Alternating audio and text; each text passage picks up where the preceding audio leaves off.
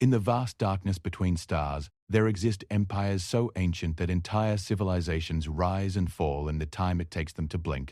The Kralix Dominion was one such empire, a federation of 17 conquered species, each one broken and remade in the image their masters demanded. For 12,000 years they had perfected the art of subjugation. Their war fleets had never known defeat. Their tactical algorithms had calculated the fall of 1,000 worlds with mathematical precision. Earth was to be Conquest number 1001, a routine operation. A primitive species barely past their atomic age, still confined to a single planet, fighting among themselves with chemical propellants and crude nuclear devices. The Kralix military analysts gave humanity 6 solar rotations before complete surrender. The optimistic ones said 4. But somewhere in the infinite black, traveling faster than light itself, a transmission was coming. A message sent from Earth decades earlier, when humans still believed they were alone in the universe. Simple collection of sounds, images, and mathematical formulas launched hopefully into the void aboard a small golden disc, attached to a probe no bigger than a ground transport vehicle. The Kralix had no idea what that transmission contained. They had no idea that humanity's greatest weapon wasn't waiting in some hidden military complex or orbiting defense station. It wasn't a gun, or a bomb, or a fleet of warships they had somehow concealed. It was a story. 77 minutes of who they were, what they loved, and what they would die to protect. And when the Kralix intercepted that ancient message while approaching Earth's solar system, everything changed. This is the story of an empire that thought they understood conquest, and the species that taught them they understood nothing at all. Commander Thexral stood before the holographic display. 6 of his 8 eyes focused on the slowly rotating blue sphere suspended in the projection field. The planet designated as Target World 1001 hung there, deceptively peaceful, wrapped in swirls of white clouds and vast oceans that covered most of its surface. 2 smaller spheres orbited nearby, a natural satellite of considerable size and a collection of primitive artificial structures the locals had assembled in their planet's immediate vicinity. Status report, Thexral commanded, his translated device converting his clicking mandibles into the standard Kralix military dialect. Sub-Commander Verix approached, his scales shifting through colors of formal respect. Conquest fleet is holding position at the system's outer boundary, Commander. 23 dreadnoughts, 147 support vessels, and 400,000 ground forces in cryo-suspension. All weapons systems are operational. Reconnaissance drones have completed their survey of the target world. Thexral's mandibles clicked in satisfaction. The Kralix Dominion never approached Conquest carelessly. Every invasion was calculated, measured, and executed with the precision that had maintained their empire for longer than most species could comprehend time itself. Show me their defensive capabilities. The blue planet disappeared, replaced by a cascade of data streams and tactical assessments. Verix manipulated the display with practiced efficiency. The species calls themselves humans. They possess basic nuclear fission technology and have achieved preliminary space travel capability, though they remain confined to their home planet and its immediate satellite. Population approximately 8 billion individuals, divided into nearly 200 separate political entities, many of which are actively hostile to each other. They fight among themselves? Thexral asked, his interest piqued. Constantly, Commander. Our linguistic analysis indicates they have over 7,000 distinct languages and maintain hundreds of active military conflicts across their planet at any given time. They allocate approximately 30% of their technological development to weapons designed to kill each other. Thexral's translator rendered his amused clicking as a low rumble. Primitives. They expend resources destroying themselves while their planet remains vulnerable to external threats. Have they detected our presence? Negative, Commander. Their detection systems are crude electromagnetic arrays. We are well beyond their effective range, and our ship's stealth fields would render us invisible even if they possessed more advanced sensors. They remain completely unaware that we are observing them. The commander settled into his command throne, its adaptive surface conforming to his segmented body. This was the part of Conquest he enjoyed most. The analysis, the planning, the careful consideration of how to dismantle a civilization with minimal effort. The Kralix had refined Conquest into an art form over millennia. Each species they absorbed added new knowledge, new technology, new perspectives to the Dominion. But first, they had to be broken. What about their military capability? Thexral asked. Verix pulled up new data streams. Images of human vehicles rolled across the display, bulky metal machines on treads, primitive aircraft that still relied on atmosphere for lift, ships that floated on their planet's water surface using principles of displacement rather than gravitational manipulation. Their most advanced weapons are chemical propellant kinetic accelerators, what they call guns, and fission-based explosives. Some of their political entities possess fusion bombs, though they have never deployed them in actual combat. The intelligence suggests they nearly destroyed themselves with these weapons several decades ago and have since developed complex social protocols to prevent their use. So they fear their own weapons? Thexral observed. Another weakness. What is their understanding of space warfare? Terroristical only, Commander. They have created fictional entertainments depicting space combat, but all of it is fantasy. They imagine battles fought at close range with visible weapons. They have no concept of relativistic kinetics, no understanding of quantum disruption fields, no knowledge that weapons can exist which manipulate space-time itself. Against our forces, they would be as helpless as insects facing a plasma torch. Thexral reviewed the data himself, his multiple eyes processing information streams simultaneously. The humans had achieved impressive progress for a species less than 10,000 years removed from primitive hunter-gatherer societies. Their technological advancement curve was actually quite steep compared to other species the Kraliks had encountered, but they had developed in isolation, never facing external threats, never forced to advance their defensive capabilities beyond fighting among themselves. Conquest timeline, Thexral commanded. A new projection appeared, showing a step-by-step breakdown of the invasion plan. Initial phase involves electromagnetic pulse deployment to disable their communications and primitive electronic systems, Verix explained. Estimated 70% of their infrastructure becomes non-functional within the first 2 hours. Phase 2 is orbital bombardment of major military installations, approximately 400 sites across their planet. Phase 3 is ground deployment to secure major population centers. Total time from first strike to complete planetary control, 6 solar rotations. Estimated resistance casualties, approximately 100 million humans. Our projected losses, negligible. Negligible, Thexral repeated. You expect zero combat losses? The humans have no weapons capable of penetrating our shields, Commander.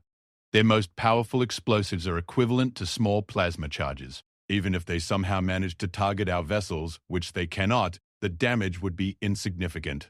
This conquest represents minimal risk to Dominion forces. Thexral stood, walking slowly around the holographic display. The blue planet rotated peacefully, unaware that its fate had already been decided by beings it didn't even know existed. And their integration into the Dominion. Had the cultural analysts provided their assessment? Verix changed the display again. Now it showed images of humans themselves. Bilateral symmetry, forward-facing eyes, standing upright on 2 limbs with 2 additional limbs for manipulation. Physically compatible with standard work assignments. Intelligence level sufficient for technical roles. They demonstrate creativity and adaptability that could prove useful once properly conditioned. Initial psychological breaking should require 2 to 3 generations. Full integration into Dominion culture projected at 5 generations. They will resist, Thexral stated. It wasn't a question. Every species resisted at first. Inevitably, Commander, but their resistance will be futile. We have already identified their psychological vulnerabilities. They form strong emotional attachments to family units, which can be exploited. They respond poorly to isolation and sensory deprivation. They possess a survival instinct that makes them adaptable to new circumstances when their previous existence becomes untenable. Standard breaking protocols will be highly effective. Thexral had heard similar assessments hundreds of times before. Each conquered species had its vulnerabilities, its pressure points, its breaking threshold. The Kraliks had perfected the process. First came the shock of the invasion itself. The sudden realization that their world was not their own. Then came the demonstration of overwhelming force, crushing any organized resistance.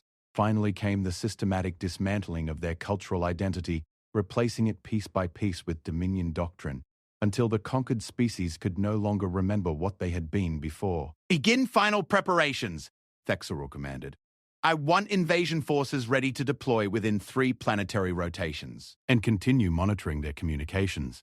I want to understand how they think, how they organize, what gives them hope. Understanding their psychology will make the braking process more efficient. Yes, Commander, Verix acknowledged, but then hesitated. There is one anomaly in our reconnaissance data. Textral turned his attention fully to his sub-commander. Anomalies were rare and sometimes significant. Explain. Approximately 40 of their solar cycles ago, the humans launched several small spacecraft on trajectories out of their star system. The vessels contain information about their species, biological data, mathematical formulas, sound recordings, visual images. One of these craft is currently on a trajectory that will bring it near our forward reconnaissance position. Why is this significant? Textral asked. Primitive species often send such probes into space. They rarely contain anything of value. However, this particular vessel is transmitting a signal on multiple electromagnetic frequencies. Our long-range sensors detected it 3 rotations ago. The signal appears to be a deliberate attempt at communication with any species that might intercept it. Textral considered this. They sent a message to species they have never encountered, with no expectation of response? Precisely, Commander. It appears to be an act of what they call hope. A belief that something positive exists beyond their current knowledge. Our cultural analysts find it psychologically fascinating. Fascinating, Thexrel repeated slowly. Hope. Many species possessed hope before conquest. It was usually one of the first things that died. Retrieve this probe. I want to know what message they sent into the void. It may provide insights into their psychological state. Already in progress, Commander. The probe will be in our possession within 12 standard time units. We will analyze its contents and provide a full report. Thexrel dismissed Verix and returned to studying the blue planet.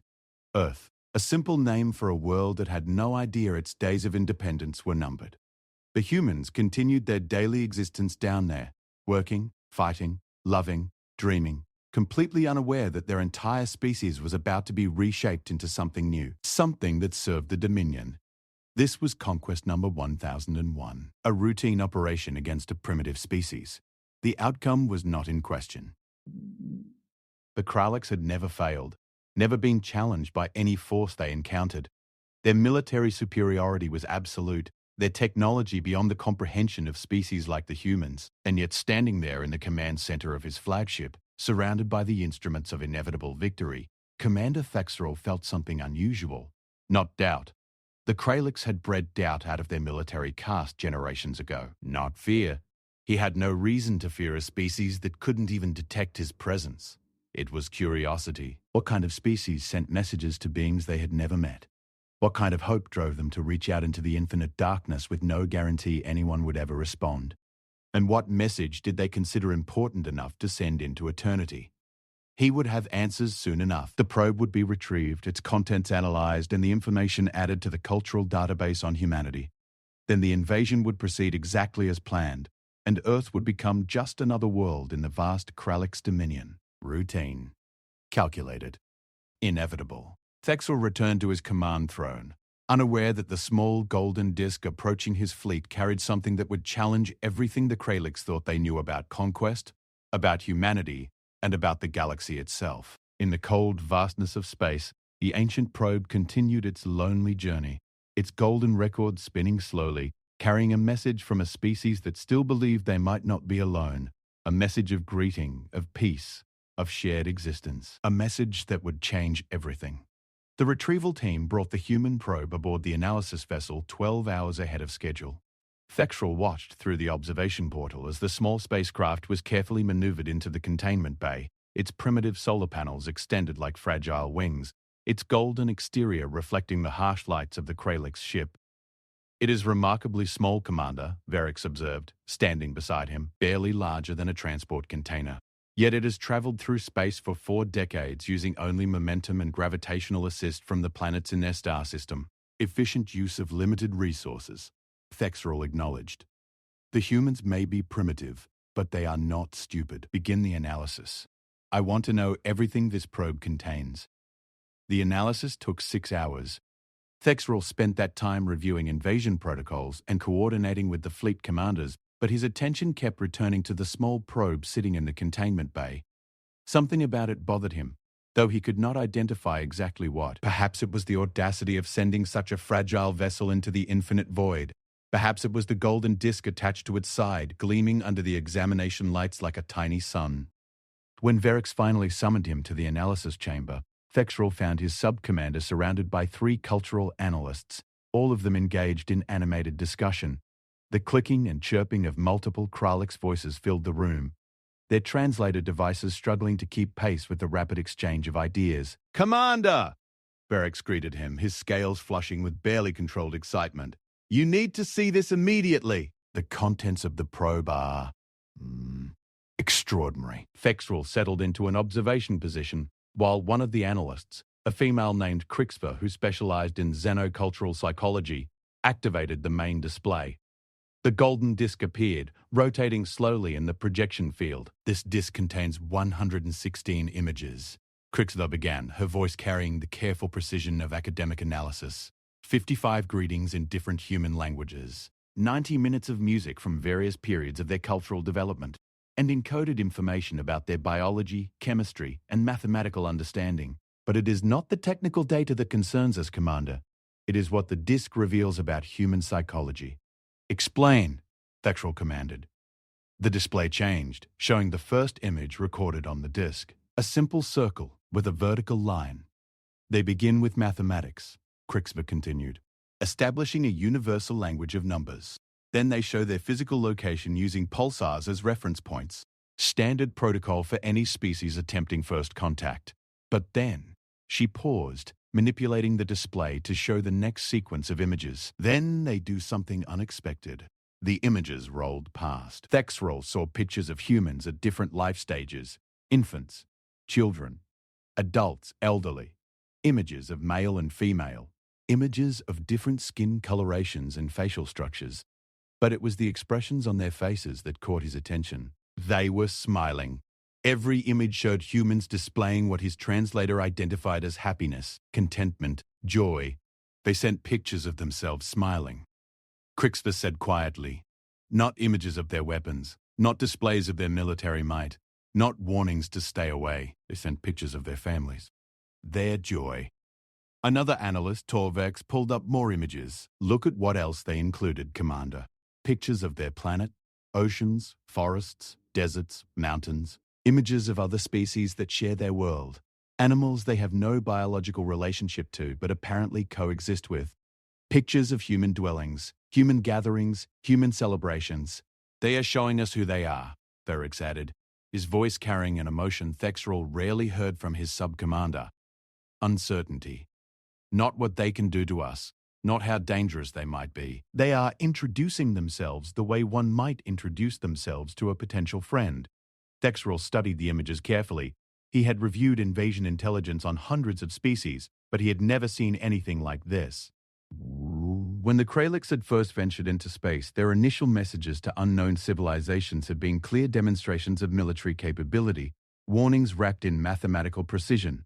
Most other spacefaring species had done the same. The assumption was universal. Any species capable of reaching your world was a potential threat, and the appropriate response was deterrence. But these humans had sent pictures of their children smiling. "Show me more," he commanded. Crixva complied, and the analysis chamber filled with sounds. Human voices speaking greetings in dozens of languages. "Hello from the children of planet Earth," one voice said in what the translator identified as English. "We are attempting to survive our time so we may live into yours." The phrase struck Thexrel as oddly poignant. They were sending messages to a future they might never see, hoping to connect with beings they might never meet. Then came the music. The first piece was something the database identified as Bach, mathematical precision translated into sound, each note placed with deliberate care. Then came pieces from other cultures, drums and strings and voices raised in songs that carried emotions the Kralix translator struggled to define: joy, sorrow, hope, longing. The humans had condensed thousands of years of cultural development into 90 minutes of sound and sent it to the stars. "Commander," Torvex interrupted the music, "there is something else." A final message recorded by a human named Carl Sagan. He was one of their scientists, one of those who designed this probe. "You should hear what he said." The analyst played the recording. A human voice, calm and measured, speaking in English. "This is a present from a small, distant world. A token of our sounds. our science, our images, our music, our thoughts, and our feelings. We are attempting to survive our time so we may live into yours. We hope someday, having solved the problems we face, to join a community of galactic civilizations. This record represents our hope and our determination and our goodwill in a vast and awesome universe. Silence filled the analysis chamber. After the recording ended, Thexrel remained motionless, processing what he had just heard. Hope, determination, goodwill. Not threats, not warnings, not demonstrations of strength, an invitation. They want to join a galactic community, Crixler said softly. They launched this probe assuming that any species capable of intercepting it would be more advanced than them. They are not trying to intimidate us. They are trying to introduce themselves as potential colleagues. Equals? Friends, perhaps. They are primitives, Thexrel stated, but his voice lacked conviction. They fight among themselves. They have barely left their own planet. Their weapons are crude and their technology is thousands of years behind ours. Yes, Commander, Crix's V agreed. But they are primitives who created beauty and sent it to the stars, hoping someone would appreciate it. They are primitives who looked at the infinite darkness and decided to send a message of hope rather than fear. And they are primitives who, despite their own internal conflicts, managed to come together as a species to create this. She gestured at the golden disc. Every image, every greeting, every piece of music represents their diversity and their unity simultaneously. They are showing us that despite their differences, they can cooperate. They can create. They can dream of something greater than themselves. Thexrel stood abruptly, his segmented body rigid with tension. This changes nothing. Our mission parameters remain unchanged. Earth will be conquered and its population integrated into the Dominion. This probe is simply a cultural curiosity, nothing more. But even as he spoke, he felt something shift inside him. The Kralix had conquered 1,000 worlds. They had broken 1,000 species. But they had never encountered a species quite like this.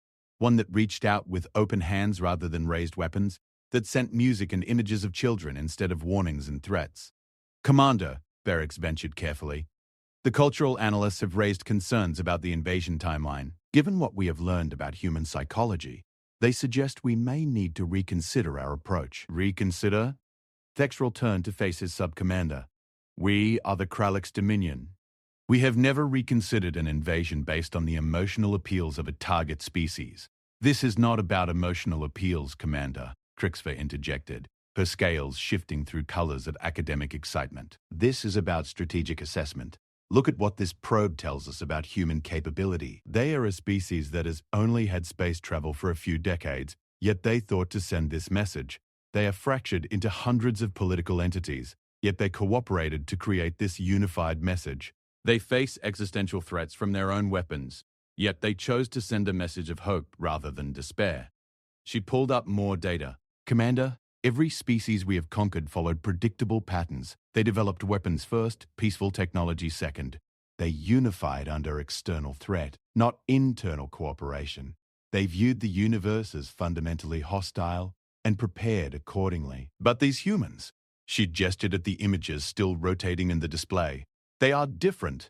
They developed weapons, yes, but they also created art. They fight among themselves, but they also send messages of friendship to strangers.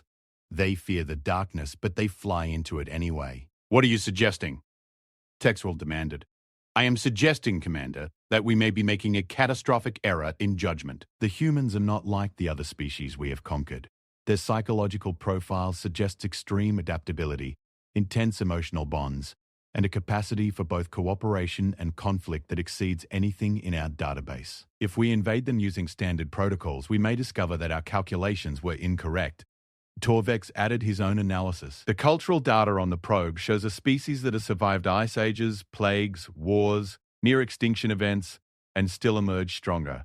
They have spread across their entire planet, adapting to every environment from frozen tundra to burning deserts. And through all of that, they never stopped creating, never stopped dreaming, never stopped hoping. Thexrel looked at the golden disc again. This small, fragile thing that had traveled for 40 years carrying a message from a species that couldn't even imagine who might receive it. A message that said simply, we exist, we create, we hope, and we wish to be friends. Play the music again. he commanded quietly. Krixvar complied, and the analysis chamber filled with the sounds of humanity. Beethoven's Fifth Symphony thundered through the speakers, each note precisely placed yet bursting with emotion. Then came a traditional Javanese gamelan, metallic bells creating patterns that seemed to capture something fundamental about rhythm and time. Blues music from the American South, carrying centuries of pain and resilience in every note. Georgian vocal music, human voices blending in harmonies that seemed impossible for organic beings to produce. 90 minutes of music, 90 minutes of humanity condensed into sound. They want to be friends, Theric said quietly, breaking the silence that followed the music. Commander, I have served in 17 conquest operations. I have analyzed dozens of species before invasion. Never have I encountered a species that approached the universe with this attitude. They are not naive. Their history shows they understand violence and conflict, but they chose to send this message anyway. They chose hope. Textual remained silent, his mind processing information that challenged everything he understood about conquest. The Kralix invaded species to absorb their knowledge, their resources, their labor. But what did you do with a species that gave freely, that opened their hands in greeting rather than clenched them in fists? That sent their greatest achievements into space, hoping someone would appreciate them? Commander, Krixvar said, her voice carrying unusual intensity. I formally recommend we delay the invasion pending further analysis. The psychological profile of humanity does not match our standard models. If we proceed with conquest, we risk— I am not certain what we risk, but I believe we risk something significant. The golden disk continued to rotate in the display, its surface reflecting light like a small sun. On its face, etched in gold, were images of man and woman, of molecules and mathematics, of Earth and its position in the galaxy. And above all those images, encoded in the very structure of the disk itself, was a message that no Kralix algorithm had accounted for in their invasion calculations. It said, "We are here, we matter, and we believe you might care." Thexrel did not sleep that night. The Kralix required minimal rest, but even that brief respite eluded him. Instead, he stood in his private quarters, the golden disk's contents playing on repeat through his personal interface. Images of human children, sounds of human laughter, music that seemed to bypass his analytical mind and speak directly to something deeper, something he had not known existed within him. By morning, he had made a decision that would either be remembered as brilliant strategic thinking or the greatest failure in Kralix military history. He summoned his command staff to the primary meeting chamber. 23 ship commanders attended, either in person or via holographic projection. These were the military elite of the Kralix Dominion, leaders who had overseen countless successful invasions. They expected routine confirmation to proceed with the assault on Earth. They did not expect what Thexrel told them. The invasion is postponed indefinitely, he announced without preamble. Furthermore, I am recommending to the High Council that Earth be designated a protected development world rather than a conquest target. The chamber erupted in clicking, chirping chaos. Multiple commanders attempted to speak simultaneously, their translator devices creating a cacophony of protest and confusion. Thexrel allowed it to continue for exactly 30 seconds before raising his primary manipulator appendage for silence. "You will hear my reasoning," he stated, his voice carrying command authority that cut through the dissent. "Then you may voice your objections through proper military channels, but the order stands regardless." Fleet Commander Zarkix, the most senior officer present, spoke first. His scales had flushed deep purple with barely controlled anger. "Commander Thexrel, with respect, this is unprecedented. We have mobilized an entire conquest fleet. 400,000 ground troops are in cryo-suspension. The invasion timeline has been approved by the High Council itself. On what grounds do you justify this delay?" Thexrel activated the chamber's main display. The golden disk appeared, rotating slowly. "On the grounds that we have fundamentally misunderstood the nature of the species we intended to conquer. And that misunderstanding could cost the Dominion far more than one planetary system." He played the probe's contents for the assembled commanders. 90 minutes of human culture condensed into images, greetings, and music. He watched their reactions carefully. Some displayed obvious confusion. Others showed academic interest. A few, the most experienced, the ones who had seen the most conquered worlds, began to show something that looked uncomfortably like concern. When the presentation ended, Thexral spoke into the thoughtful silence. We have conquered 1,000 worlds. We have absorbed 17 species into the Dominion. Our methods are proven. Our success rate is absolute, but we have never encountered a species like this. They are primitives, Zarkix objected, though his voice lacked its earlier conviction. Creative primitives, perhaps, but primitives nonetheless. Their weapons are crude. Their technology is minimal. They cannot resist us. No, Thexral agreed. They cannot resist us militarily, today. But consider what this probe represents. 40 years ago, these humans had barely achieved spaceflight. They were more primitive then than they are now. Yet even at that early stage, they thought to send this message. They anticipated meeting other species and prepared for that meeting not with weapons, but with culture, with music, with images of their children. He pulled up comparative data. In the 40 years since they launched this probe, human technology has advanced exponentially. They have gone from basic computers to global information networks, from single-person spacecraft to permanent orbital stations, from crude chemical weapons to sophisticated biological and electromagnetic warfare capabilities.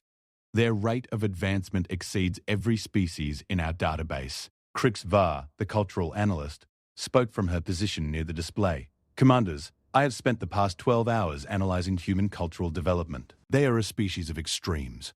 They create beauty and horror in equal measure. They cooperate and conflict simultaneously. They love with intensity that seems biologically excessive and hate with equal passion, but most significantly, they adapt. She brought up historical data harvested from human broadcasts. In the past century alone, they have survived 2 global wars, developed and nearly used planet-killing weapons, faced multiple extinction-level threats from their own technology, and still their population has grown and their civilization has advanced. They do not break the way other species break. When faced with impossible challenges, they change, they evolve, they overcome.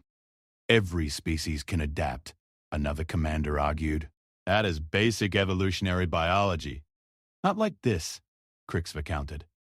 Most species adapt over generations through biological change. Humans adapt within single lifetimes through cultural change.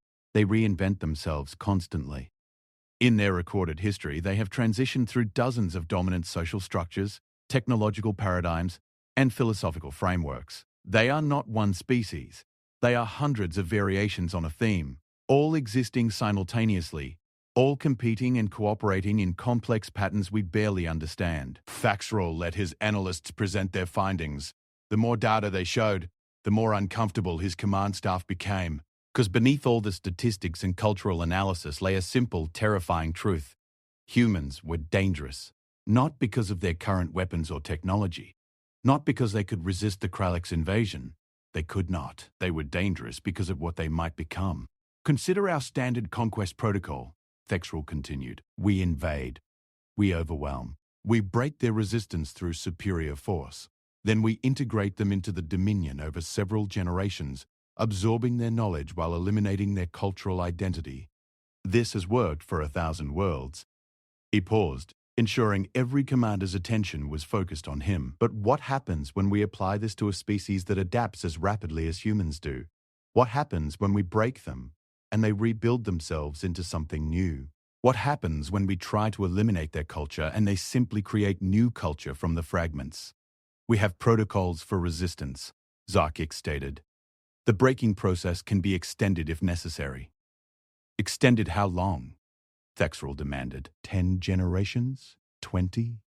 These humans have shown they can fundamentally transform their entire civilization in less than 1 generation. They went from riding animal-drawn carts to walking on their moon in a single human lifetime. From no computers to global networks in 40 years.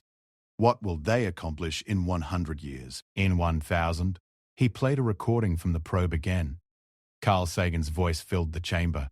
We hope someday, having solved the problems we face, to join a community of galactic civilizations. Listen to those words, Thexral said quietly. They hope to join us. Not to conquer us, not to resist us. To join us. They sent this probe into space assuming any species that found it would be more advanced than them, and their first instinct was not fear or hostility. It was hope. It was an extended hand of friendship. And you believe we should accept that hand? Zarkix asked. his scales shifting through colors of deep skepticism. The Kralix Dominion does not form alliances with primitives. We conquer and integrate. That is our way. Yes, Thexral agreed. That is our way, and it has served us well for 12,000 years. But I submit to you that our way has worked precisely because we have never encountered a species like humanity.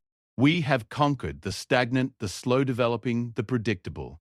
We have never faced a species that combines rapid technological advancement with extreme adaptability and psychological resilience. He brought up new projections on the display. If we invade Earth today, we will win.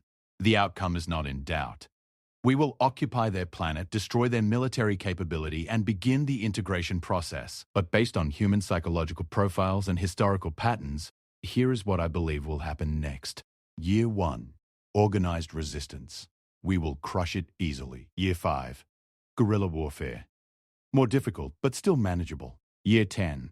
Humans begin adapting our technology for their own use. Year 20. Despite our best efforts at cultural suppression, human identity remains intact, evolving, changing, but not breaking. Year 50. The cost of maintaining occupation begins to exceed the value of the acquired resources. He let that number hang in the air. Commanders, we have never maintained an occupation for 50 years because we have never needed to. Every other species we have conquered accepted their new reality within 1 to 2 generations. But humans? He gestured at the display showing smiling human children, creative human art, defiant human history. Humans will not accept. They will adapt. They will resist. They will change themselves into whatever form necessary to survive. You are speculating, Zarkix challenged. You cannot know this. You are correct, Thexral acknowledged. I am speculating based on available data, but consider the alternative scenario. We postpone the invasion. We observe Earth from a distance. We allow them to continue their development, and we prepare to make contact not as conquerors, but as— he struggled with the concept his translator barely recognized. As equals, as the partners they hoped to find when they sent this probe. Equals. Zarkix's scales flushed dark with outrage. We are the Kralix Dominion. We do not negotiate with primitives as equals. Then we will face them as enemies in the future, Thexral stated flatly, because if we invade them now and fail to break them, and I believe we will fail, we create an enemy that will spend generations learning to hate us, learning to fight us, learning to defeat us. An enemy that will pour all their creative energy, all their adaptive capability, all their passionate intensity into one single goal: revenge. The chamber fell silent. Every commander present had seen conquered worlds. They had witnessed resistance and its eventual suppression, but they had also seen the data Thexral presented, and they could not deny the pattern it suggested. There is another consideration, Krixva added into the quiet. If we conquer humanity and integrate them into the Dominion, we gain their current knowledge and resources. But if we allow them to develop independently and eventually establish contact as allies, we gain something far more valuable. We gain access to whatever they become, to the innovations they create, the solutions they develop, the perspectives they offer, all freely given rather than reluctantly extracted. Ferrex stepped forward.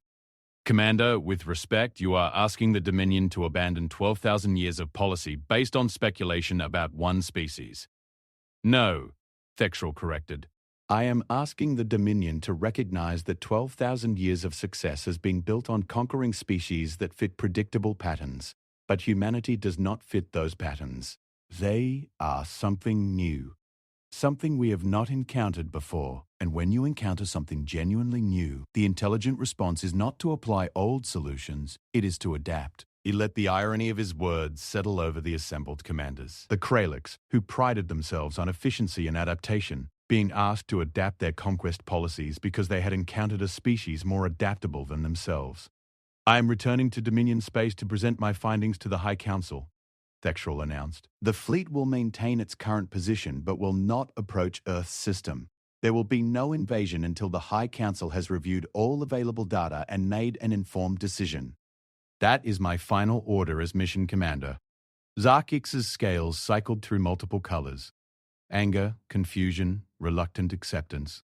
The High Council will not be pleased with this delay, Commander. Perhaps not. Bexrel agreed. But they will be even less pleased if we invade Earth, fail to properly integrate the human species, and create a permanent resistance movement that costs the Dominion resources and stability for generations to come. Better to delay now than to regret rashness later. After the commanders departed, Bexrel stood alone in the chamber, the golden disc still rotating on the display. He had made a decision that would define his legacy one way or another. History would judge whether he had shown brilliant strategic foresight or catastrophic weakness.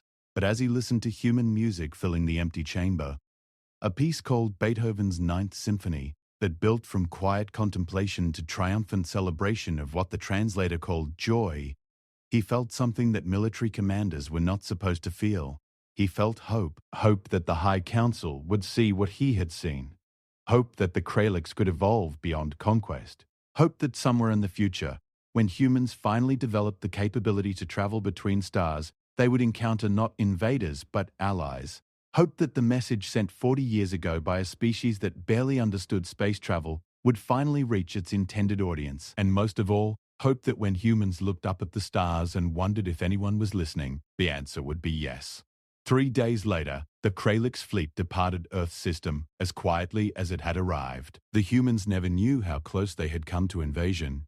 They continued their daily lives, working, fighting, loving, dreaming, unaware that somewhere in the darkness between stars, a golden disk had spoken for them and saved their world. The disk continued its journey through space, carrying its message of hope and friendship to whoever might find it.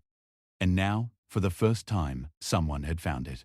Someone had listened, someone had understood, and that someone had chosen to walk away. For now, Earth remained free. The countdown to conquest had stopped not because humanity was strong enough to resist, but because they had been brave enough to hope, and in the end, perhaps hope was the strongest weapon of all.